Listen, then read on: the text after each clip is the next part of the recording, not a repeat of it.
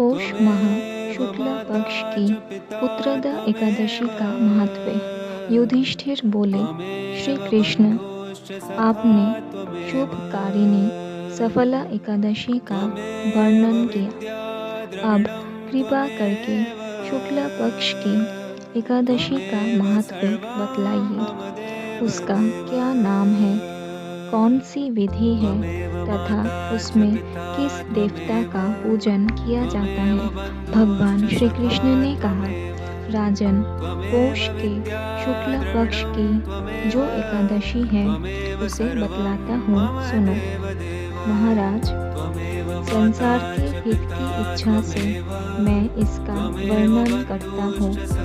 राजन, पूर्वोक्त विधि से ही यत्न पूर्वक इसका व्रत करना चाहिए। इसका नाम पुत्रदा है। यह सब पापों को हरने वाली उत्तम तिथि है।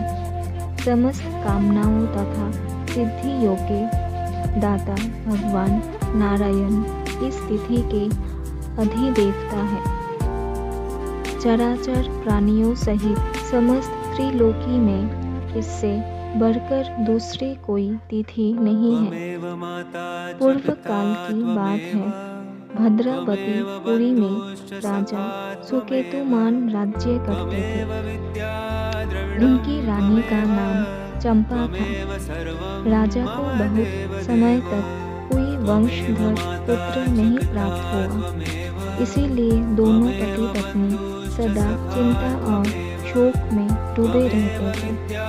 राजा के पितर उनके दिए हुए जल को शोकोच्छ्वास से गर्म करके पीते थे। राजा के बाद और कोई ऐसा नहीं दिखाई देता जो हम लोगों का तर्पण करेगा। यह सोच सोच कर पितर दुखी रहते थे। एक दिन राजा घोड़े पर सवार हो गहन वन में चले गए। पुरोहित आदि किसी को भी इस बात का पता न था। मृग और पक्षियों से सेवित उस सघन कानन में राजा भ्रमण करने लगे। मार्ग में कहीं सियार की बोली सुनाई पड़ती थी तो कहीं उल्लुओं की। जहाँ तहाँ रीछ और मृग दृष्टिगोचर हो रहे थे। इस प्रकार घूम घूम कर राजा वन की शोभा देख रहे थे। इतने में दोपहर हो गया। राजा को भूख और प्यास सताने लगी। वे जल की खोज में